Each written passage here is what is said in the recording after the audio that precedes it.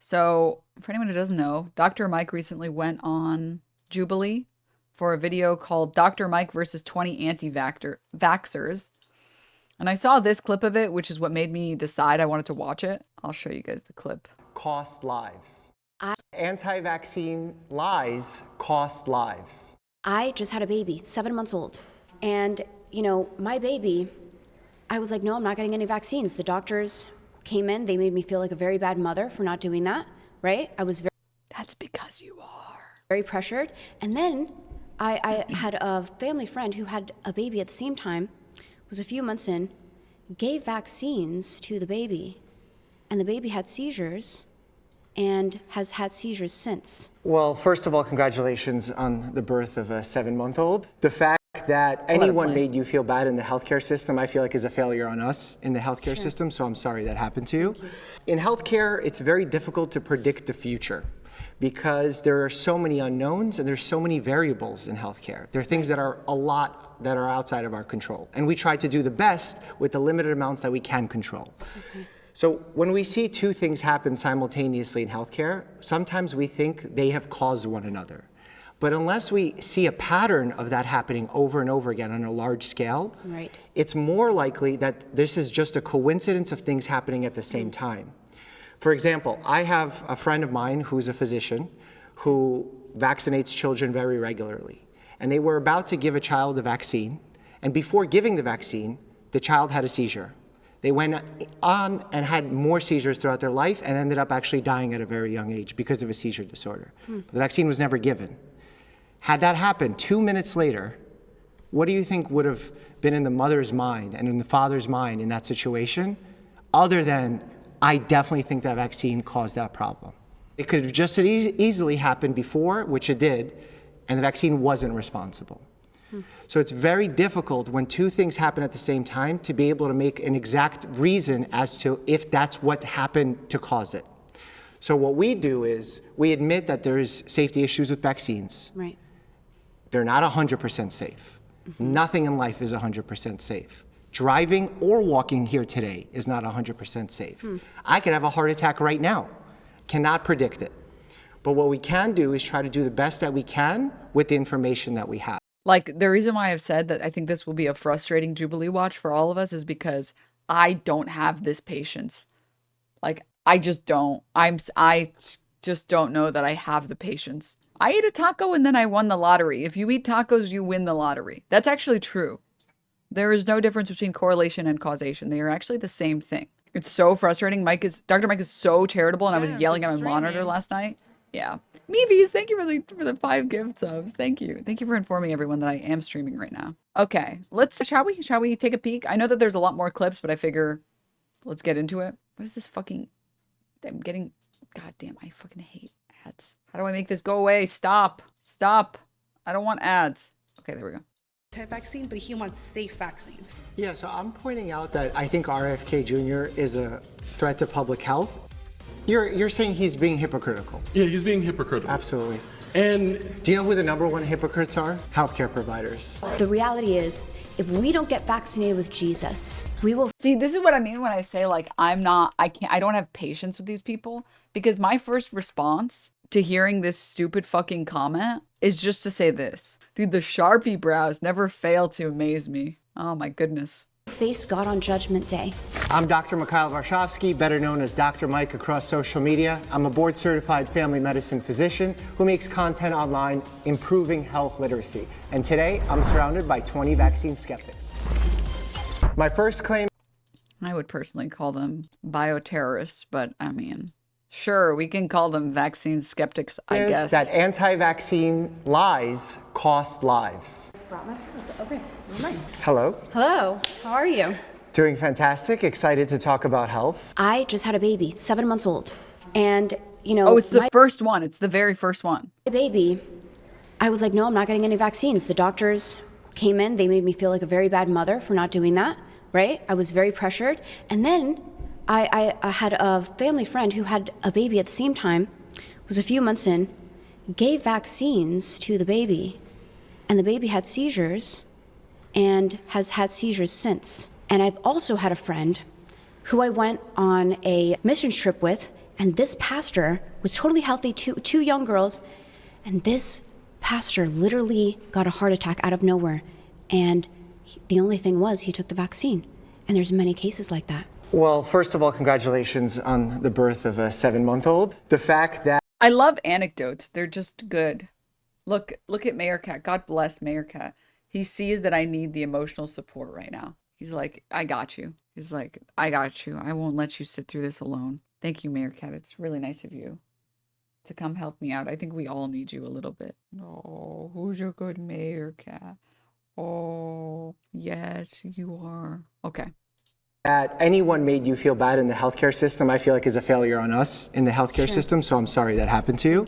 In healthcare, it's very difficult to predict the future because there are so many unknowns and there's so many variables in healthcare. There are things that are a lot that are outside of our control. And we try to do the best with the limited amounts that we can control.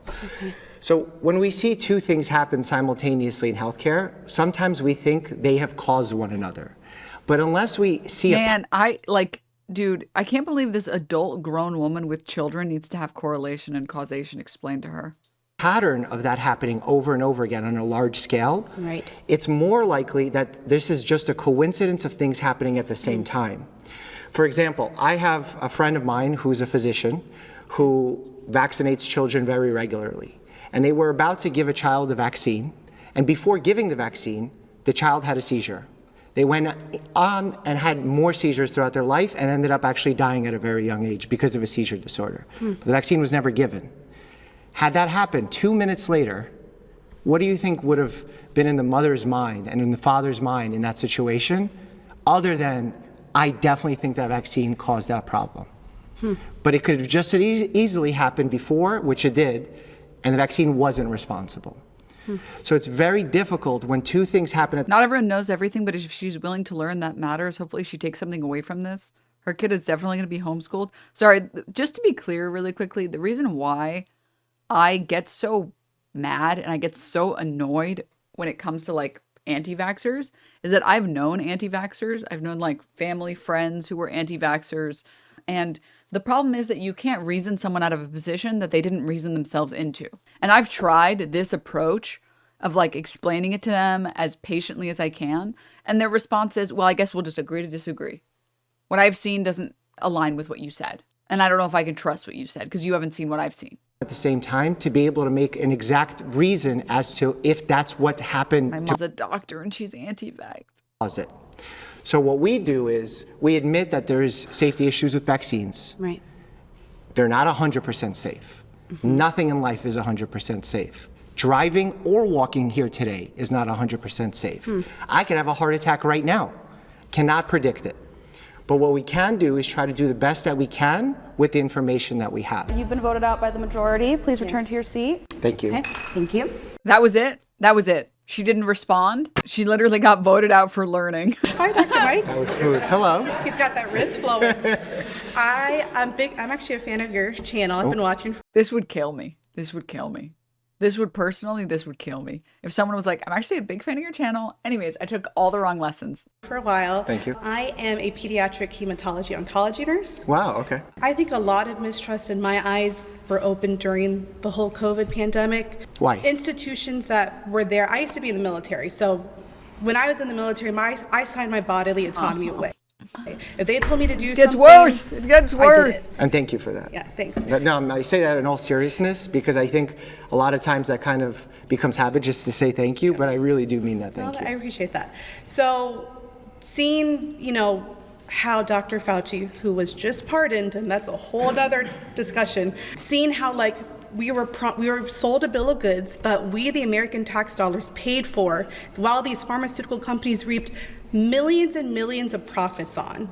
And I think that caused the goalpost, the vaccine, this mRNA vaccine, it's going to prevent the transmission of COVID, it's going to prevent you from getting it, and others, if you don't get this vaccine, you hate your grandmother, you're going to kill all these people, and you got to do your duty and get. Don't fucking nod your head, brother. Oh my God. Everything about this is like sending me. Every single thing about this guy's vibes is sending me. The fucking felt cutout beard. The fucking cross with the dog tag.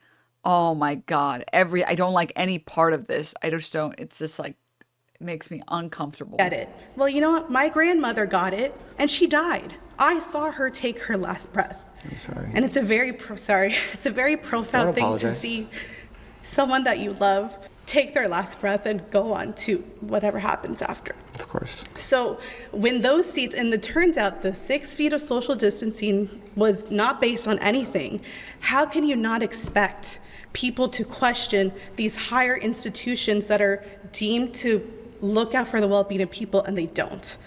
It's a great question. So just like with Black people who don't trust the government because based on the Tuskegee experience. Oh my. I'm sorry. What do you mean the 6 feet is based on nothing? I don't know. What do you mean the 6 feet of social distancing is based on nothing? Yeah, dude, comparing this to like Black Americans that have had to deal with actual medical testing is so crazy. It's just like, this is what I mean when I say you can't reason someone into a position that they didn't reason themselves into. Experiment in 1932.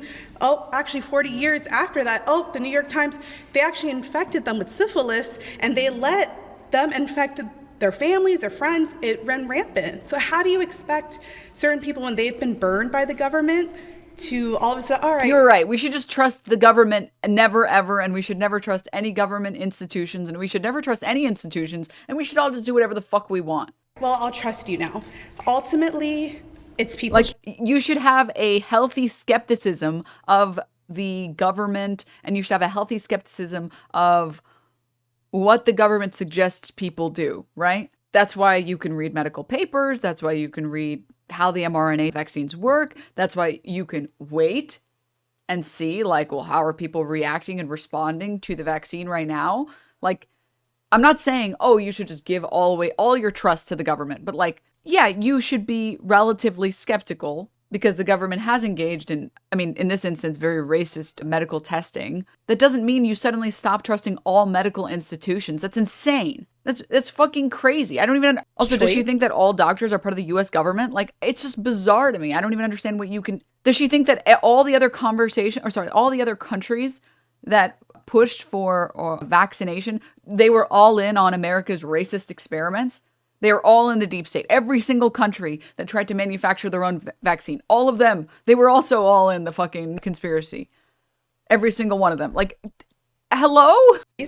Just like if someone wants to refuse a treatment, we give them an AMA form against medical advice. I think it's all up to people's choice and their autonomy. When is it her turn to talk? There was a few topics that you touched that I think are really worth discussing.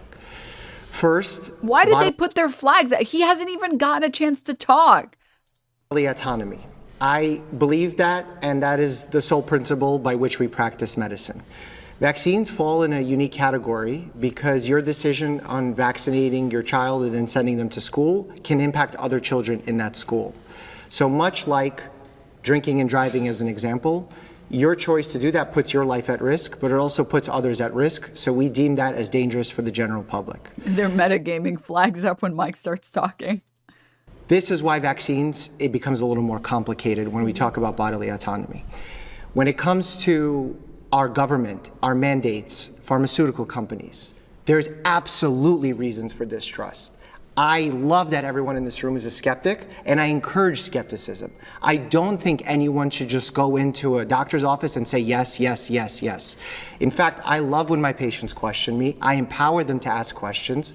Doctors sometimes get this attitude where they're like, oh, you Googled before coming here? I get the strategy that Dr. Mike is employing. He's being a pick-me for them so that they'll be more willing to listen to him.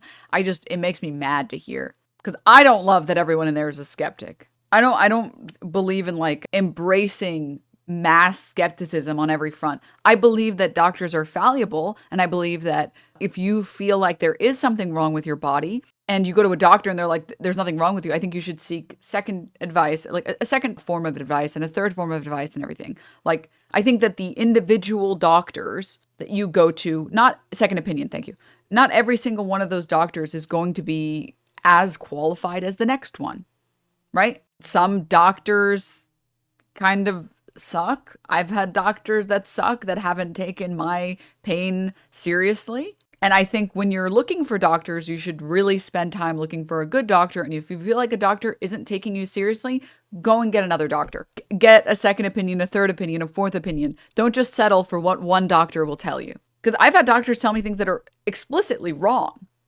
Like, it's literally just wrong what they told me. So I believe in that, but it's because doctors are people, and these people are fallible. The good doctor, no, they're human beings. Human beings can be wrong. Human beings have biases.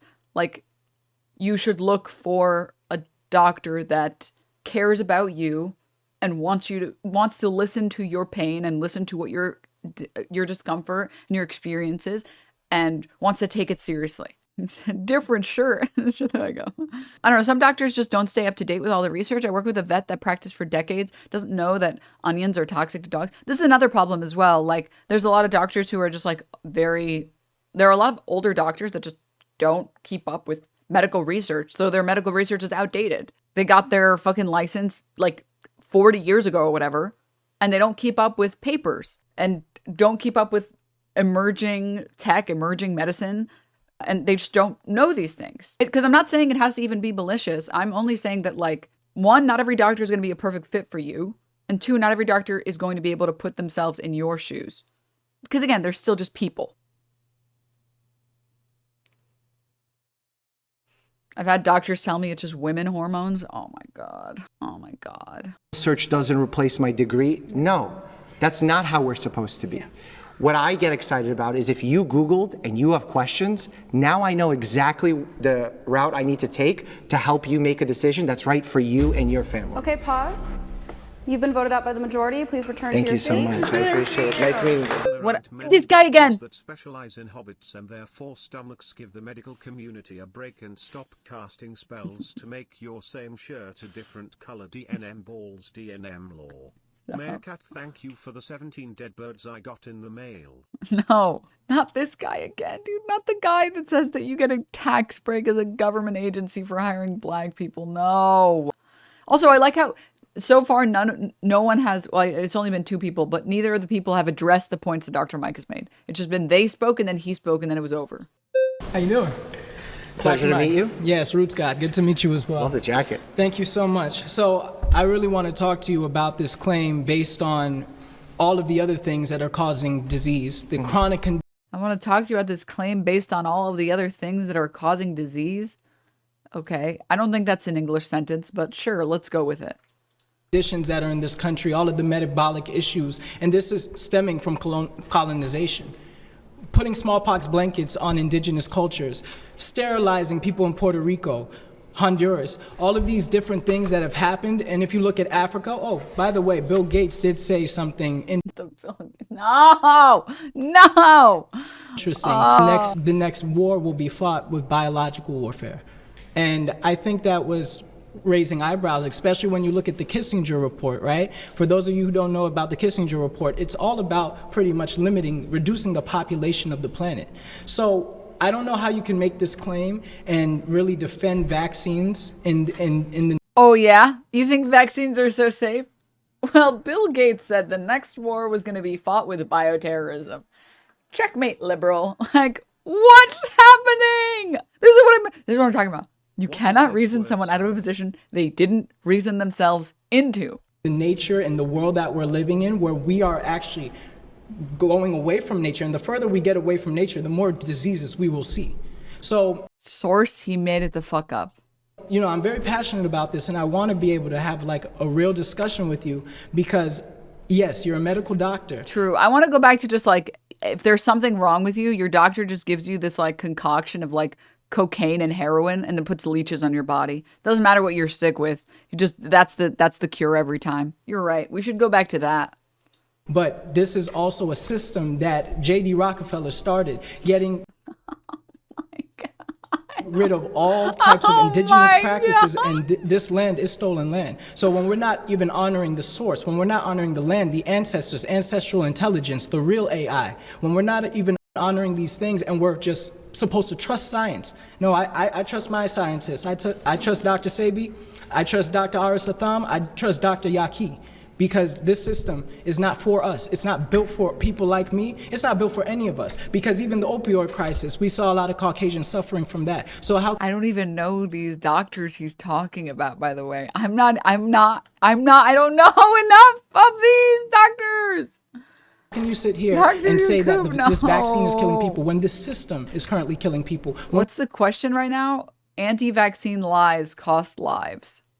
We even have to have an administration that comes in now and says, "Ooh, we got to start looking at all of these different toxins in the food, in the medicine." I don't have this patience. I just don't have this. The second any fucking crackpot says toxins in the food, I have to do a juice cleanse. The urge to drink a glass of lava it's very strong. It's very strong. When do you think he'll stop talking? Do you think it'll be another minute of this? In the soil. Let's I don't see. think it's fair for us Let's to see. take this vaccine when we're already being forced to take polluted food. When you say take Oh this my vaccine, God, it's over. Finally. which vaccine are you Dr. Sebi is a raw vegan. The branch they believe is that parasites are in everything. Vaccines and pharmaceuticals, GMOs have toxins and other parasites that cause cancer. This is a rabbit hole. It's crazy. Anytime someone brings up raw vegans, for anyone who doesn't know what raw vegan means, it's that you don't cook any of your food. In some instances, there are foods that have like micronutrients in them that diminish when you cook them. And some foods, it is the opposite. It is true that there are certain foods that are better eaten not cooked, and there are certain foods that are much better eaten cooked. This is true. For example, greens tend to be much better uncooked. They synthesize with the heat or whatever, yeah. Raw vegans just eat basically fruits and vegetables uncooked, and that's it. That's the only thing that they eat. Unfortunately, it fails to recognize, and nuts, sorry, that some things, their nutritional value improves when you cook it, for starters. And they just ignore that, to be clear. They just ignore that completely. Well, anyone who's talking about meat, it doesn't matter because we're talking about raw vegans, right? Vegans aren't eating meat or dairy products. They're not eating any animal or animal byproducts. But like, you're not getting more nutritional value from eating a potato raw. I love sweet potatoes. Breaks my tooth. Sweet potatoes are a good example where sweet potatoes, the nutritional value is improved by cooking it. And you can't extract nutritional value out of it when it's fucking raw because you can't fucking eat it. Some foods are improved by cooking them. Even if you ignore meat, even if you ignore fish, dairy products, all of these other things. Raw potato is insane. Yeah. But in general, greens, for example, it's much better to eat greens raw than not raw. Usually, not always. Cassava root has cyanide until you cook it. I can't confirm this, but I wouldn't be surprised if there's a lot of foods that, again, you shouldn't be eating raw. Raw sweet potatoes, just eating a rock, yeah. But whenever I think about the raw vegans, I think about that one lady who was eating like 30 bananas a day or something stupid. And she got like really ill doing that. She lost her period and she's like, this is a good thing. Yes, freely, yes. Oh, God. Anyways. you talking about? Well, really all of them. It should be a choice, because even when I was younger, I didn't take as many vaccines as the children have to take now. These children are sicker. They're going through more metabolic What? Glad, list me these vaccines. List them to me. You're not that old. issues. They're having mental health issues. And now I don't think it's just the vaccine. It's the system that's perpetuating this type of lifestyle. Yes, that child who was even in the hospital under those fluorescent lights, I'm not surprised that they had a seizure. The fluorescent lighting is giving seizures. It's giving you a seizure. Before, because this is an environment that is not conducive to life. This thing that I'm wearing on my chest is called an ankh. Y'all replace this. Y'all replaced our cultures. This life representing thing, you replace it with death culture. This is not Okay, Moon Knight. a healthcare system. It's a sick care system. And honestly, I cannot sit here in good faith and not represent all of the people who have come before me. Yeah, absolutely. I respect that. I came to the United States as an immigrant. I respect that. See, this is what I mean. I couldn't do it. I couldn't do it. And this guy would start saying this shit, and I'd be like, I can't. Living on welfare. So I got put into this same system that you're describing. It's a shitty system. The world is changing in ways that make our lives more unhealthy. We're eating more processed food. We're exposed to more chemicals. usually as a result of products that we actually enjoy. So when I complimented you on that great jacket, when someone wears a specific pretty strap on their Apple Watch, there's chemicals in there. There's forever chemicals in there. So for every amazing thing that we have in society, there's been drawbacks. The good part about our society is that we're constantly monitoring those drawbacks and are trying to create solutions for our own problems. So Wait, a pretty strap on. when I think about our current healthcare system, where I think it needs to do better is it needs to focus more on prevention rather than cures. Agree or disagree? 1,000%. Yes, sir. Do you know how we can do that? Not through the vaccines, but one way we could do that. I'm not gonna lie, that was a crazy gotcha. He did kind of get his ass. He kind of ate, dude. Is connecting more to nature. One way we could do that is making sure that we're not poisoning the Let me go roll around in the grass. Let me go eat some dirt. That'll stop me from getting COVID. food. One way we could do that is treating each other better with more respect and actually getting rid of these systems that are putting us against us, this divide and conquer, the media manipulation and all of this fear What the fuck does this have to do with vaccines? that was pushed during this vaccine COVID mumbo What does this jumbo. have to do with the prompt? This was totally a Do you think we should do all of it? Okay, sorry, pause. You've been voted out by the majority. Please Thank you. return to your Appreciate seat. that. Thank you. Okay, I'm going to be honest. If the next two guests don't respond to what Dr. Mike says, I don't know if I can watch this. Ew. Hello. Pleasure to meet you, sir. How are you? Pleasure to meet you. So I'll let you know I'm Tom. Like this guy. I'm a police lieutenant from northern Oh New my Jersey. God. And what struck Local. me about your state Biggest struggle, dude. Oh my God.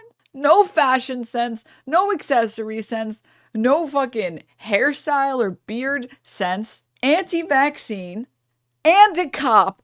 Oh my God. statement about body autonomy and children and the COVID vaccination. What would you say if I told you I had 3 daughters and my spouse and I had differing opinions on whether our children should be vaccinated with the COVID vaccine? I would say that your wife should take everything you own and the kids. And a judge orders that vaccine be injected into my daughters. I'll give you I've never seen a more easy case for a judge. Holy shit, dude. You know that judge was like, I'm so tired of these complicated cases. I was like, there's one and then all this content. What's this case? Oh, he doesn't want to vaccinate his kids? Give his wife everything. All right, finally. Something easy, dude. Jesus. Okay, next person. I didn't even get to plead. My cat. What? give you a little bit of data first. And this was part of my reasoning with the courts. Risk versus benefit, correct? From 2018 to 2023, if we trust the CDC, their numbers say I had to put my glasses on. I thought he had a bandage on his chin. It's ugly. The goatees should not be that fucking wide and rectangular. Oh my God. Okay, sorry. Back to video. most deadly thing for our children, the number one deadly thing, do you happen to know what It's it is? guns. Accidents. I'm not going to Fed post. I'm not going to Fed post. Not necessarily guns, but accidents. Do you know what the number 2? And I'm going from Not gonna children Fed from post. 10 to 14 during the height of the pandemic. Well, a little bit before the pandemic as A well. little bit before, so the numbers are a little bit bigger. The number 2 cause, suicide.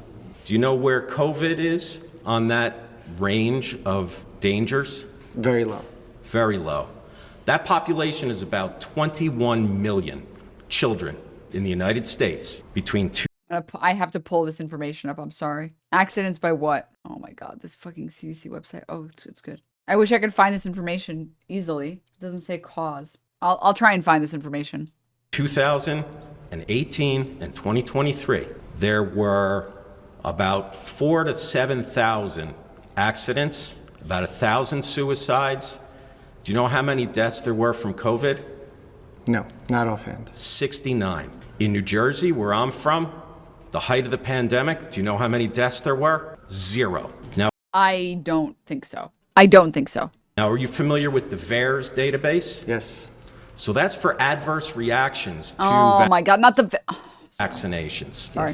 During I'm that time frame, this is about 6 months out of that period of time, from December of 2020 to July of 2021. The VAERS database, which is the only database we have, there were 14,000 post-COVID vaccination deaths. So how, if you're looking at risk towards benefit, is injecting a child, upholding what we call the Hippocratic Oath. It's literally correlation causation again. It's just correlation causation again. Maybe because as COVID cases were on the rise, more people got vaccinated and more people didn't get vaccinated and died. Also, this is not what the Hippocratic Oath is. Right? We talk about the Hippocratic Oath and we extrapolate from that. One of the first things, it's not said in the Bitch, I didn't die, but now I have an autoimmune disease that developed from COVID before the vaccine existed. I hate this argument. Long COVID is so serious. We're not even, like, long COVID makes me too mad.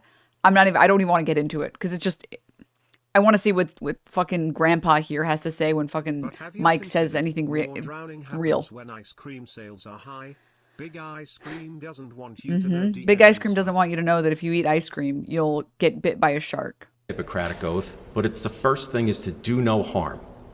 Now, as a police officer, I took oath as well. Protect, serve, preserve life and property. In my line of work, there are times when I had to take a life to save one. I don't necessarily think that applies to you, doctor.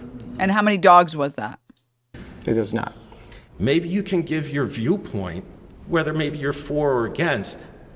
Court ordering the children to be injected with something that there is no harm to.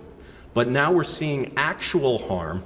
There's no harm to getting COVID. I'm glad your wife took the kids, dude. I am glad.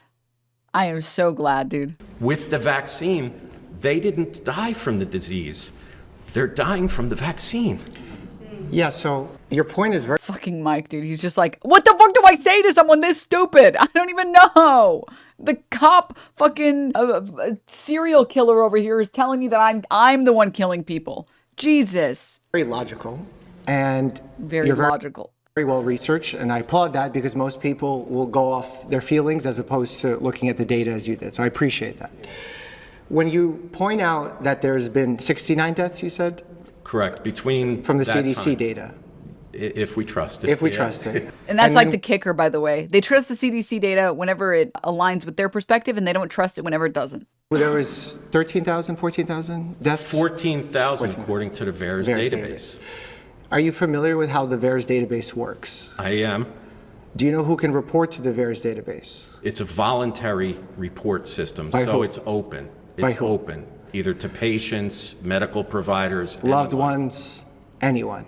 During a heated political time, during which people are very angry and are reporting things that do happen during a pandemic, isn't it possible that there's people reporting things that after we look at it and judge it off of the VAERS system, that it is in fact not shown to be causative, but in fact a coincidence or a correlation? So yes, I would say that correlation doesn't equal causation.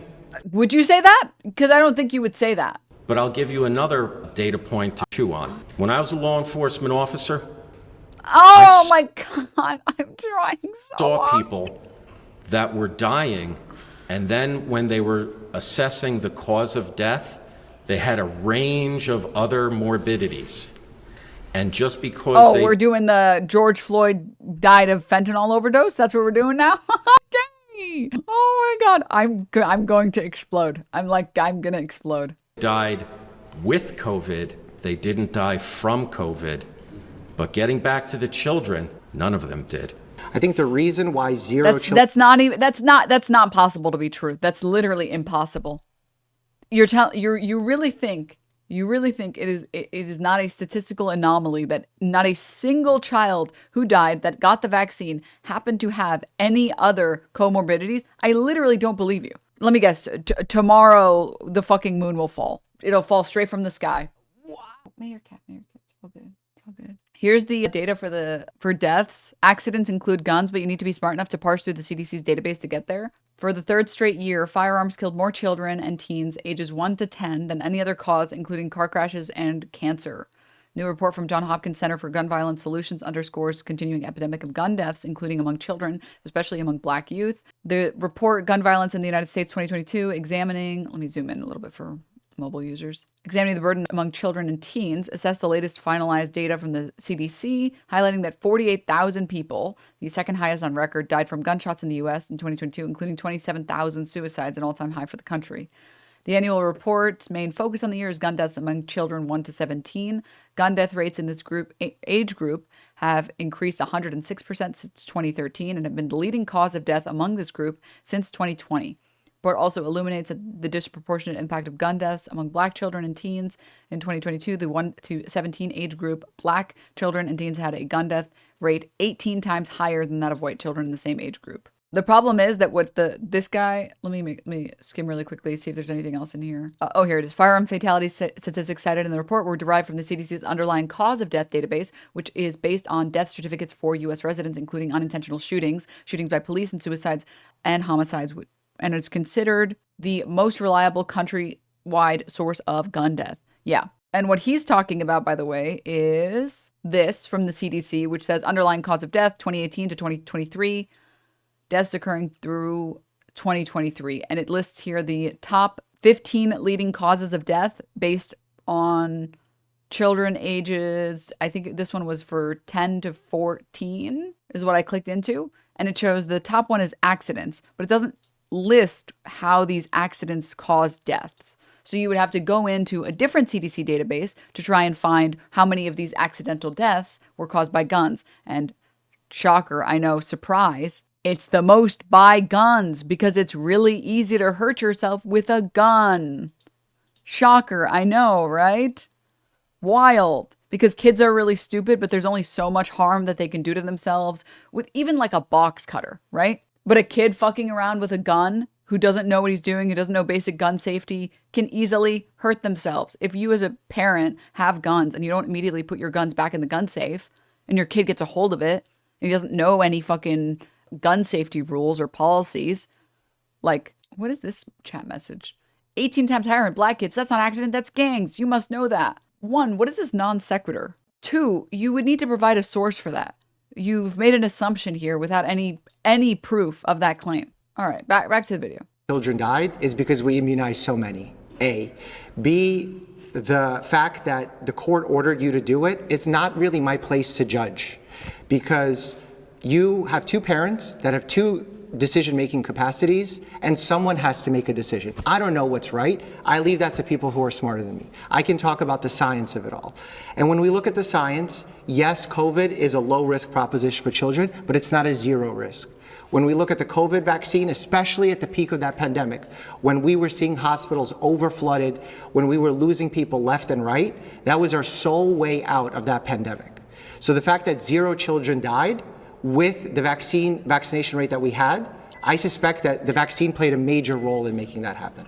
All right, I'm sorry, we're out of time. I'd love to go with that one. My next claim is that vaccine-acquired immunity is better than. Do you think any of them will? Do you think any of them will respond to anything that he says ever in this video? I'm so happy for you, Gay Ghost Prince. Oh my God, that's so cool. No, surely, guys. Aha, surely. What is this clip? Aspen is the go, says Incel for Life. Oh, beautiful. Oh my God, what a beautiful clip. Yeah. Oh my God. God bless you guys for sending that to Mike. Mayor Cat. Clip very short. Aspen is the go, says Incel for Life. Oh my God! It's too good to be true! Damn it, Denim! Oh my. Okay. Back to the video. Vaccine acquired immunity is better than natural immunity. Hello. Hello, Dr. Mike. Pleasure. I want to say first, I'm a mother of 6 children. My oldest 2 children do have vaccines. My 3rd child, he got a vaccine that the doctor said were safe that caused him brain issues for the rest of his life, and he has arrested hydrocephalus. I want to continue to say my youngest 3 children have no vaccines at all. They're perfectly fine. They're advanced. My son has permanent brain injury, so they say vaccine immunity is better, but as a child, when I got vaccines, I ended up with spinal meningitis. I had chicken pox twice. I almost died, but my 3 children that don't have any vaccines are perfectly fine. They've been traveled over 20 states during COVID. They've never got COVID. They've never got sick. Just a healthy diet, keeping them away from toxic foods, making sure Their hygiene is good. Did you know that COVID has a patent and natural illnesses can't have patents? Did you know that every illness dated back to polio has a patent? The only thing that doesn't have a patent is the common cold. Did you know that Fauci funded medical schools to try Yes, just keep shoveling as much garbage as possible. Yes. I like that the Jubilee fact check doesn't even give you enough time to read any of this shit. to make the vaccine more, or not the vaccine, make COVID more deadly? Vaccine immunity is not really a thing because they cannot guarantee it makes anybody immune. There's more side effects from getting a vaccine than to not get a vaccine. You don't compare getting a vaccine for an illness to not getting the vaccine, period. You compare getting the vaccine and the side effects of getting the vaccine versus getting the illness without getting the vaccine. The control group for that is not, well, you know, when you take the vaccines, there are side effects, and you wouldn't have those side effects if you didn't take it. The control group is, what does it look like to get that illness without the vaccine? Which, guess what? The side effects of getting COVID are, one, way worse than the vaccine, and two, way less treatable. The chances of getting illness not vaccinated versus to getting vaccines is a lot higher than somebody that doesn't eat toxic crap, practices good hygiene. They're more likely to get illness vaccinated versus not vaccinated. There's studies that show unvaccinated children are more healthier. In Japan, they don't start their vaccine schedule, I believe, until 2 years old. Autism is almost non-existent. And all things lead back to autism, I guess. Famously, no one autistic has ever been born in Japan. Famously, nothing in Japanese culture has ever come from a couple autistic people, ever. Famously, Japan cured autism. There's so much garbage that, like, to try and get through all of it is so impossible. But, like, for starters, really quickly, talking about eating healthy fruits and vegetables, right? Yeah, of course eating healthy fruits and vegetables is good for you. Of course that's good for you. Of course eating fruits and vegetables gives you more vitamins and more minerals and more micro and macronutrients that you should consume. Of course you're better off when you're consuming a wider variety of foods. That doesn't mean the other foods are explicitly bad for you. Eating an apple being good for you or eating oranges might be good for you, but that doesn't mean that, like, eating cereal is bad for you. Like, it's just so, I just don't even understand, like. And this is something that needs to be documented. Dated back to polio, everything has a patent except for the common cold. Mad cow disease, Spanish flu, COVID, everything has a patent. So that leads me to believe Big Pharma has been ruining our people for generations since the Great Depression, since, like he said, Rockefeller agreed to fund medical schools and the education system around 1920s. Since then, illnesses have increased and increased and increased and increased and increased, and all we ever needed was to take care of ourselves and have good hygiene. Something I think our healthcare system doesn't do enough is say, I don't know. And I have no idea about Dr. Fauci's patents. I don't know about patents on viruses. I'm a family medicine physician. That means I work in a clinic where people come in with either an acute complaint, something's going on with them, or they're coming in for a preventive physical where we can get ahead of things and make them healthier by preventing illness. In fact, if you think about where pharma's profits are, if pharma had to choose between preventing an illness or to treat an illness for the rest of someone's life, financially speaking, they'd probably want to just treat someone for the rest of their life. Exactly. But that's not what vaccines are. Vaccines prevent that illness. They prevent it from happening. And when you brought up the subject of autism, I think it's an important subject, and it's a subject that's been largely debunked by the entire world community. Not at all. I've seen studies that say otherwise, doctor. So I don't know if you're going off Rockefeller. I hate that he didn't have the answer to that. If you sequence the DNA, you can patent it. It doesn't mean that you made the DNA. I can't comment on patenting DNA. What I can comment on is, like, patents are only there to protect companies' profits. That's it. It's not there for any other reason. It's not there for any other reason. It's never been there for any other reason. It's only there for the purpose of protecting capital and protecting capital owners. That's it. There's no secret plan. There's no autism plan. It's just, we want to make money. It's very simple. It's to encourage innovation, Denims. Come on. Sorry, Not at all. I've seen. Stop bringing up Rockefeller, please. The topic is vaccine-acquired immunity is better than natural immunity. Studies that say otherwise, doctor. So I don't know if you're going off Rockefeller's medicine or you going off of holistic medicine as well. As a scientific mind, you're supposed to observe everybody's hypothesis, not just Rockefeller's medical schools. And that's why I feel like you've got most of your knowledge from, and maybe you should branch out into holistic medicine because vaccines have never been the answer. They were. Denims, I'm sorry, but the lady in the seat has her third eye open. I see all the toxins from your GMO-filled diet funded by the Rockefellers. Have it shut. Sad part is the American healthcare system is so awful, it's very difficult to convince anyone that healthcare is actually a good thing. Yep. You know, the worst crime that like Americans, specifically vaccine skeptics, which I think is too kind of a term, have done is mock and make a mockery of, one, holistic medicine, and two, Eastern medicine. And these are two very broad categories here. So to break it down a little bit more, it's like a little bit more. The people who think that you should substitute all, quote, Western medicine for, quote, holistic medicine. When in reality, you should be trying to do both. For example, one very, very good example is like meditation. For a very long time, people looked at meditation, they were like, what the fuck is sitting there silently going to do for you? Obviously, meditation is meaningless. It's worthless. There's nothing that can be benefited from there. There's no point in doing any of that shit. And we did studies and we found that actually meditation shows promising results in people that do it. It's very good for you. It seemingly really helps people on a variety of fronts, mentally and physically. There's been really cool stuff that has come from people who meditate frequently. Doctors and scientists don't deny this. Sure, I'm talking about medical history over the course of years, right? Like meditation is something that's relative to Western medicine new, right? Same thing with yoga. Yeah, yoga is another good one. Although yoga, I think now we are more open to the idea that stretching in general is like very good for you, right? But meditation is not a scam. It's pretty much backed by science at this point that it's good for you. It's just good for you. It's very good for you on a variety of fronts. It's really good for your mental health, and it's really good for physical health.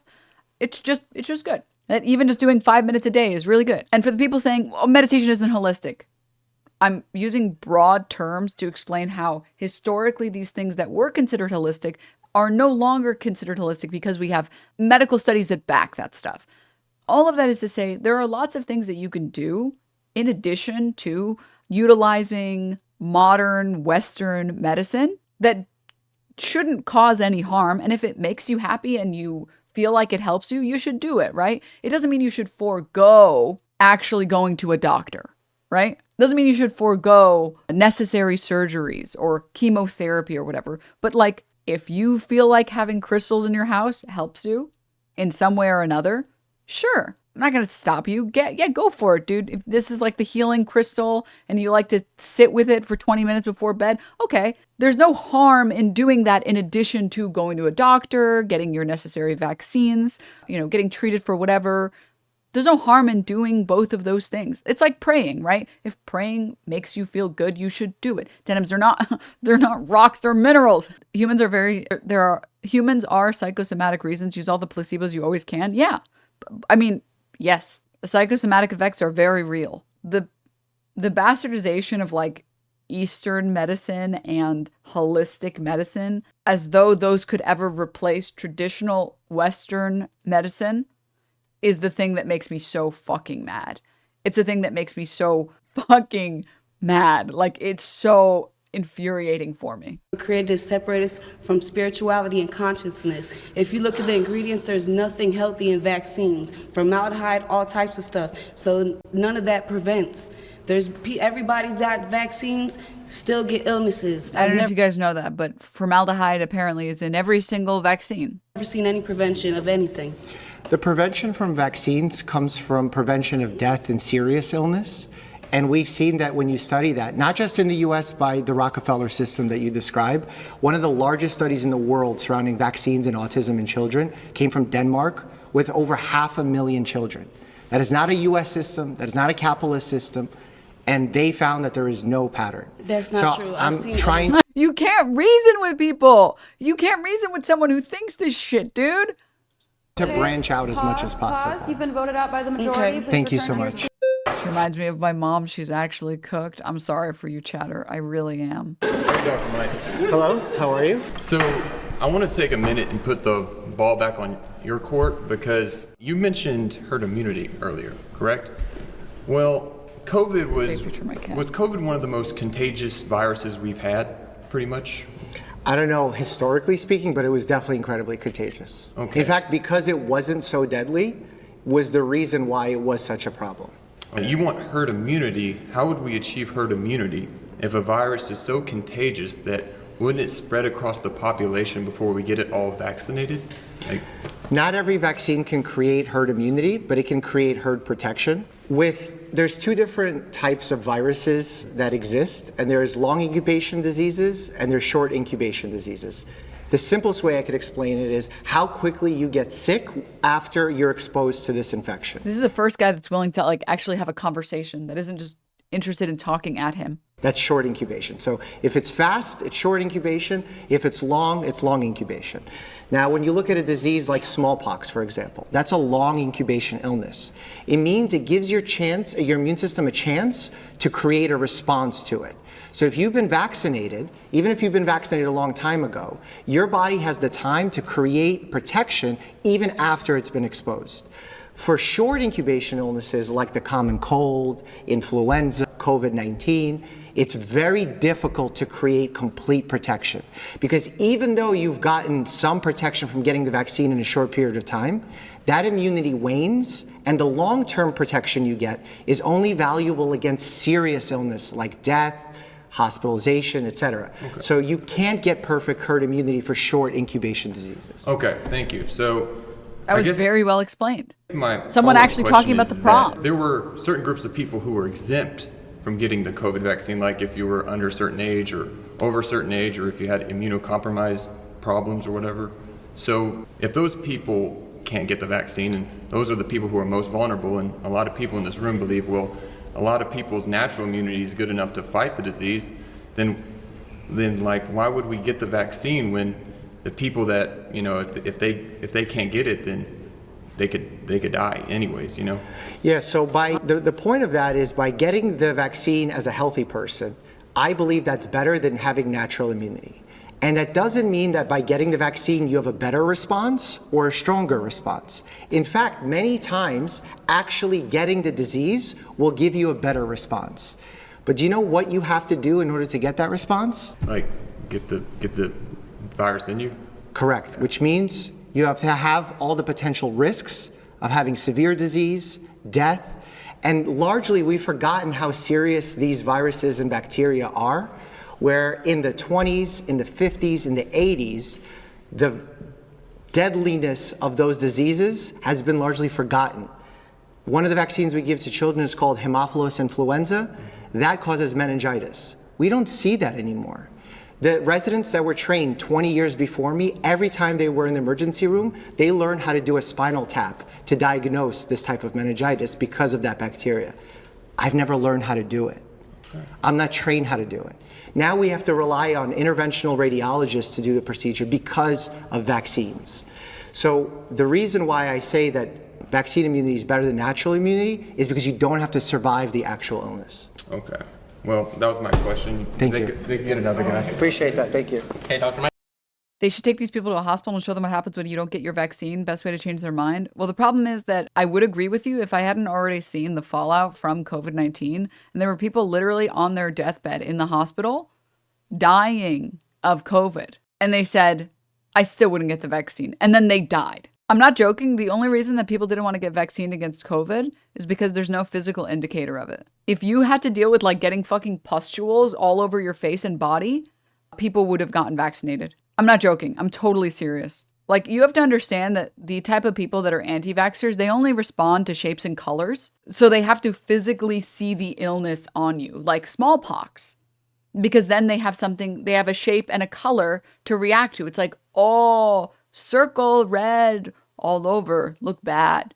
I don't want that. Maybe eating raw carrot not save me from that. Maybe I get vaccine. Yeah, I get vaccine for that. I get vaccine for that. That look bad. Bleeding orifice. Maybe apple not keep me from away from doctor. Yes. I'm not joking. I know like I'm being hyperbolic and I'm insulting the people who are anti-vaxxers, but I'm also not joking. Like the reason that COVID was as bad as it was is because you couldn't see it. Because all of the damage that was being caused was inside. Because when we actually took like scans of people's lungs, for example, who got COVID, people who had like bad reactions to COVID, their lungs were worse than people who had been smoking for like 30 years. Like the damage to their lungs was that bad, like permanent scarring, but you can't see it because it's inside. Mike, Eliezer. Pleasure. Nice to meet you. Nice to meet you as I well. was actually binge watching your videos this week. I'm an ICU nurse, and people who want to talk about comorbidities have no fucking idea what COVID was doing to people. Thinking it was going to be you. How see when inside? How know this scan not fake? This must be woke media scan. Oh my god, not this guy. Oh, I hate this guy. It was going to be you. You are very good faith, which I respect. Can I ask you a question in terms, because as a vaccine skeptic, the burden of proof is on you to show that vaccines do work. So what evidence would you have that vaccines actually work? The fact that people don't have iron lungs anymore? Hello? Vaccines, unlike other drugs, and there have been claims made about this in the wrong direction, where people say that vaccines aren't as tested as, let's say, pharmaceuticals. Because vaccines are given to healthy people to and it tasted great. Slightly cheesy though. No, don't say that. prevent disease, we test them an incredibly higher amount than pharmaceuticals. So that means pre-market testing before we bring them out. That means while we give them and after. We actually have a system called the Vaccine Safety Data Net that monitors millions of doses of the vaccines to see if a pattern gets elucidated through giving the vaccine.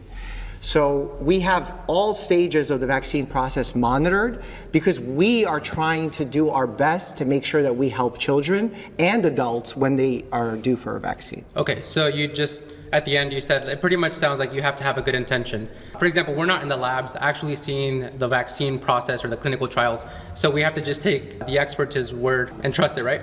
Well, when you fly in a plane, you're not in the cockpit. Right, so we put our faith in that. So you would say that we just have to put our faith in the experts, correct? Correct. Okay, so I mean, not exactly, right? Because you can read the medical papers. The difference between just like blind faith here is just that if you don't feel like reading the medical papers and the medical journals, then you would just say, okay, well, I trust these people because they know way more than I do, but you can read it. There might be a lot of words you don't know, but you have a computer, you're an adult, you have a functioning brain. I don't know what this word means. Okay, look it up. And then go through until you know what every single word in there means and your understanding of it is good. And then you will find, oh, wait, really? Is this really what they found? Oh, okay. Interesting. You don't have to just say, well, I can't read this, so I don't know if I can trust them. What? This would require, number one, a good intention. So they have a good intention to help people, to make their lives better, and also they have to be ethical. Is that correct? Those are reasonable things, yeah. Okay, so if they fall outside of the purview of those two criteria, would you say it is reasonable for us to be skeptical? I think it's reasonable to be skeptical at any moment.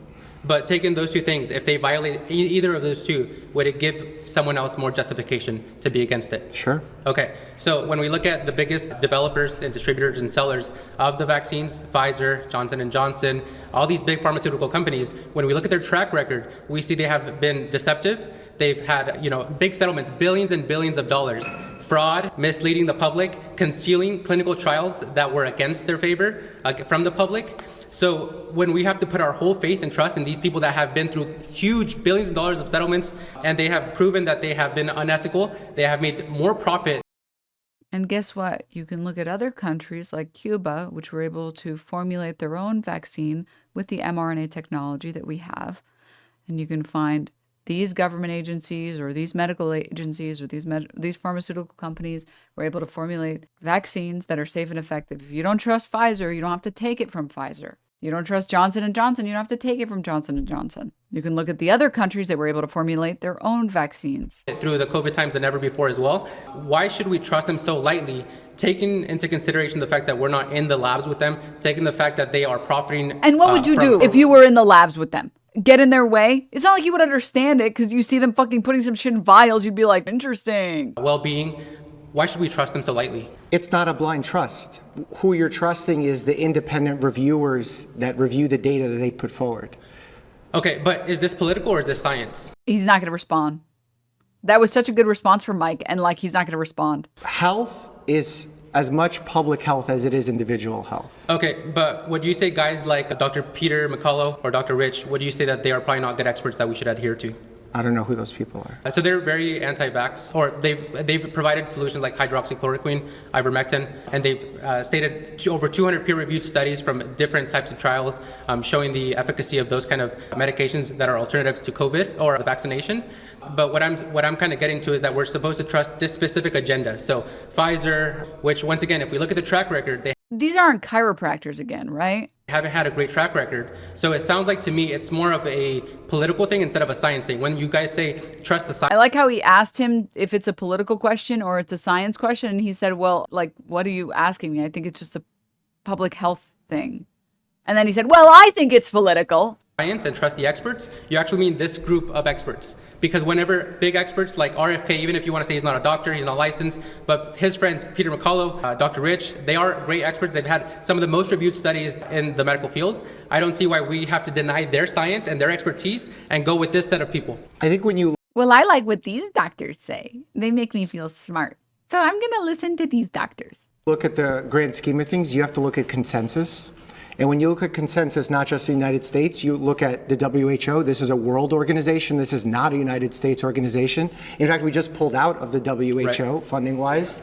So this is the most unbiased you can get. Also, the study that he's referring to, by the way, came out during COVID and was later rejected. Was later rejected after a peer review by the scientific community. Excellent. Can you erase human bias from research? Absolutely not, because it's done by us, and humans are inherently biased. When you talk about Pfizer's past mistakes or whichever organization you want to choose from the pharma side of things, to be skeptical of them is so important, and the way that they've been lacking transparency for a long time, especially when it comes to pricing and the way that they've chosen their development of medications, I'm the first person to admit that that is valuable. But when we say Pfizer, where we say Purdue or one of these pharmaceuticals, there are people that are working there that are researchers that you're talking about. The shareholders, the people that are investing in those companies, are a different set of people. So when we get data from Pfizer and it's brought to the advisory committee in the CDC or the FDA, these are independent bodies that are trying to verify. You know his ass is not listening at all. You know he's not listening at all. Verify through a peer review process if that is true.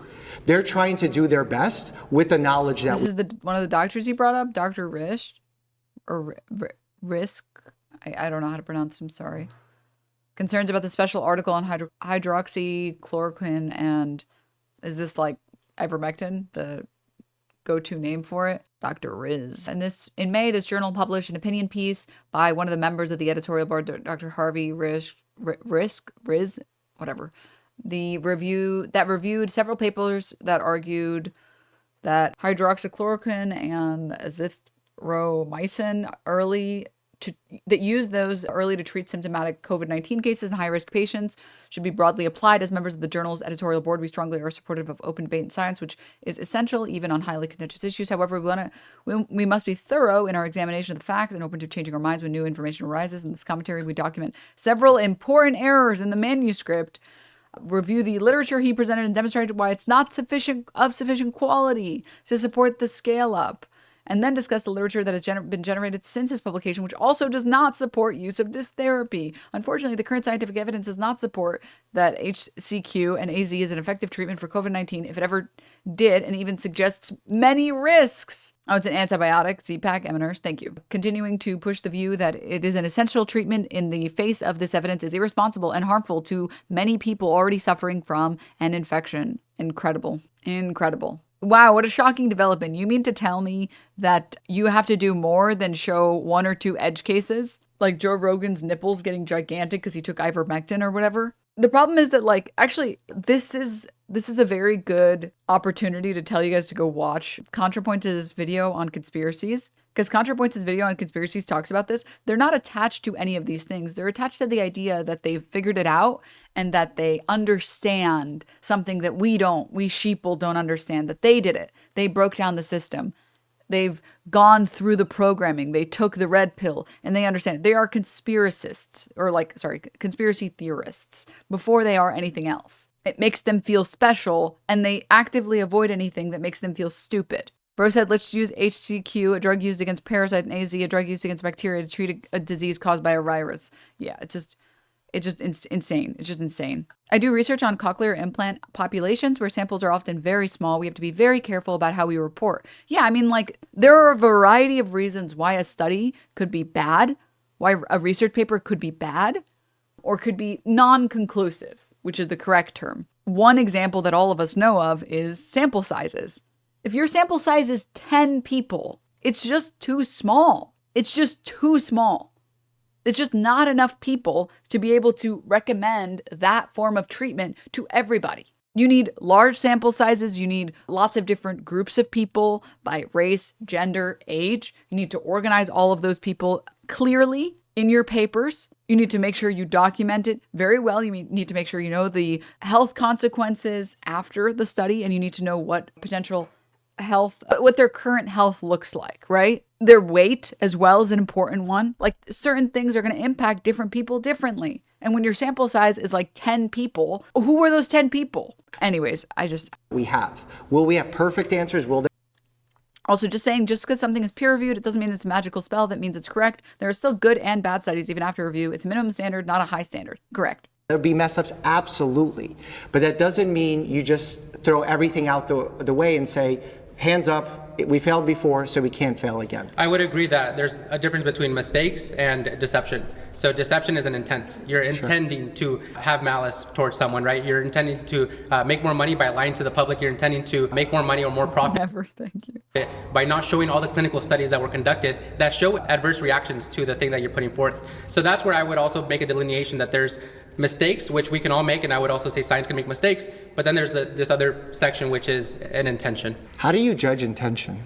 That's the thing, is with these kind of companies, we have to assume good intention. All right, sorry. No, you don't. Again, the research, you can read it yourself. You have to have trust for medical institutions if you don't feel like reading it yourself, but you can read it yourself. I mean, like, I wouldn't consider myself a skeptic. I would just consider myself someone who doesn't trust individuals, because I can't trust that any individual doctor or company or corporation is giving me the best product or giving me the best service, right? A very small example. I've talked to you guys about getting into skincare, and the skincare stuff is like fucked up because there's so much about skincare that is just marketing. So for example, like retinol. Retinol is vitamin A, and the TLDR on retinol is that it helps turn over your skin like cells faster, which makes your skin look brighter, which helps you with like scarring, which helps you with all this other stuff, right? And retinol that's formulated for stores, you cannot verify that the retinol in a Sephora actually has a reasonable amount of retinol, right? And people who have done research on store products, they'll pull them, maybe the product says 5% retinol. And when they actually run the testing to see how much of the skincare product actually has it, it'll be like 1%. Because the standard for average skincare products that are sold in stores is not very high. And there's no one really testing them because they're not FDA approved or anything, right? You can get retinol that has to be specifically prescribed by a doctor, by a dermatologist. One such example would be tretinoin, which tretinoin is the go-to retinol that is the only one that is clinically proven to help with photoaging, sun damage, essentially, whether it's sunspots or wrinkles from sun damage or whatever, and acne scarring. Unless you have psoriasis or something or whatever, tretinoin specifically, is the go-to for just taking care of your skin, keeping it looking tight or whatever, and getting rid of like any scarring. Tretinoin is the go-to for skincare. But guess what?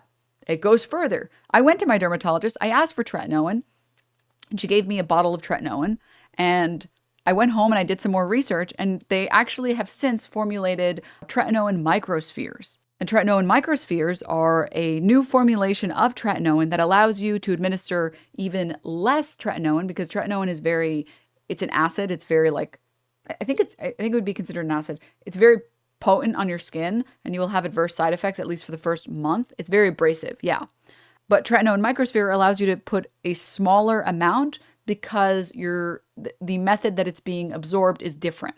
And I went back to my dermatologist and I was like, hey, I saw you prescribe me this. Is there a reason you didn't prescribe me this microsphere? Because from what I read in these papers with like sample sizes of like hundreds or thousands of people, tretinoin microsphere is just simply better than normal tretinoin. The microspheres had better impacts on people's skin with less side effects on people's skin. And it was just less abrasive with better results. And you know what she told me? It is not better. It is better. There's plenty of studies that can show you that it is better. I mean, I did all this research already. I sat down for like hours reading these studies. And you know what she told me? She told me, I didn't even know that that existed. I didn't know that existed. Thank you for letting me know that this exists. Yeah, I'm happy to prescribe it for you. It's the same, just a different dose? No, it's not. No, it's not. The TLDR is I don't trust that doctors have perfect knowledge of every single item that they prescribe, and they don't have perfect knowledge of every single illness that can exist, every single product that exists, every single, they don't have perfect knowledge, right? They can't know everything. So I will sit down and read studies, figure stuff out, and then I will go talk to a medical professional and ask them questions and be like, hey, I read about this. I can send you everything I read about it. Is there a reason that this is not prescribed, or like, is there a reason you didn't prescribe this? And when the response is, oh, I just didn't know about it, I'd be happy to prescribe it for you. I mean, I'm taking a look at it right now and it looks good to me. Again, medical professionals, they have their own lives. Like they have families, they have outside of their job, they have families, they have hobbies, they have things they want to do with their time. They don't spend all their time just sitting there fucking researching stuff. I think it's like tretinoin, but it's in spheres of some sort of lipid, so it's much better absorbed than regular tretinoin, so you require lower doses for the same effect. Yes, that's my understanding as well. And also, like what, this person is supposed to keep up with everything? It's not possible, right? So I'm not saying, go read a bunch of things on the internet, go read some blog post and then do whatever the fuck you want. I'm saying if you feel like your doctor might not know the best for you, ask them about it. Talk to them about it. I'm not a doctor. I know I'm not a doctor. I'm just someone who likes to read things on the internet, and I can go talk to my doctor about it. And if I feel like my doctor isn't listening to me or they just are refusing to listen to me, I'll go talk to a different doctor and go to a different dermatologist and say, do you know about this? Do you know if this is better? Do you know, because again, they're just people. They don't have perfect knowledge of every single thing, right? I think that that's a little bit different from being a skeptic, right?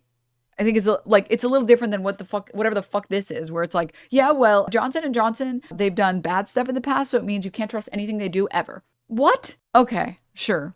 Second opinions are a thing for a reason? Yeah. But you can read this stuff if you want to. You don't have to blindly trust these companies. You don't have to blindly trust fucking Pfizer. You can read these things if you want to. A lot of this stuff is available online for you to be able to read it. You can sit down, see the methodology. How many people did they sample? How long was the study? What, if it's like a health study, what were they eating outside of it? Did they track what they ate outside of it?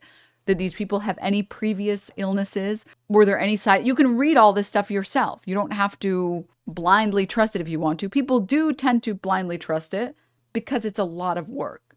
Like, I didn't do that much reading for the vaccine, but also I saw people around me getting vaccinated, and not a single person I knew out of the hundreds of people that I know of got vaccinated and were ill.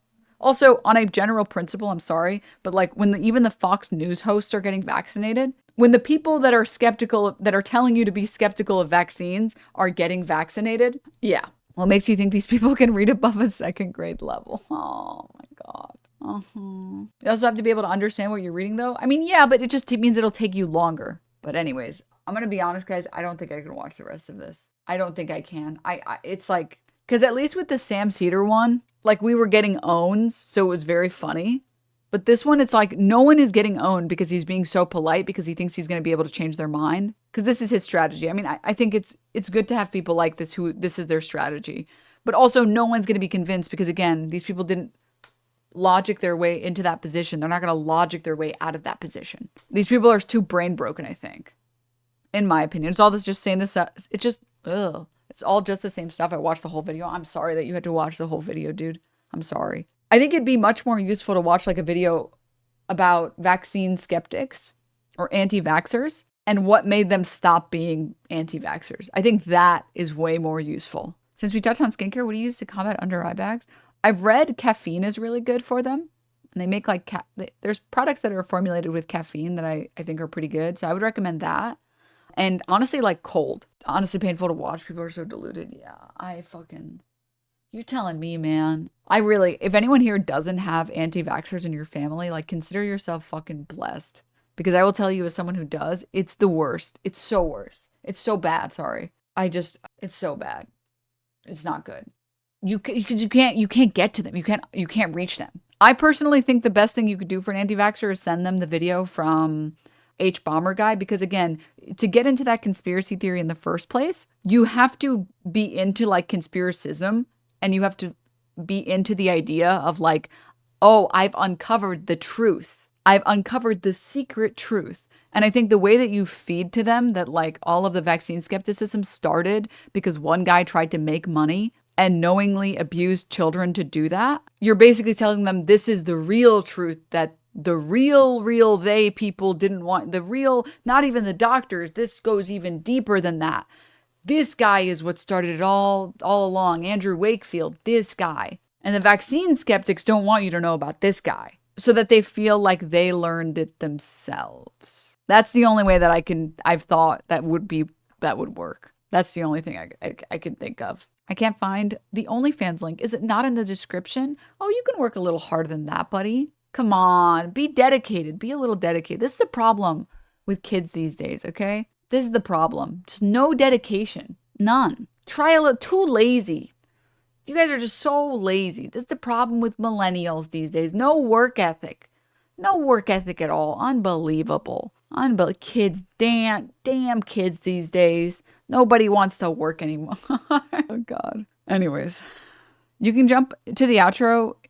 To outro and outro, they show people who often change their mind or feel swayed in any way. I don't think that happened this time. I like took a little peek and all the people just said like, Dr. Mike was really respectful and I appreciated that.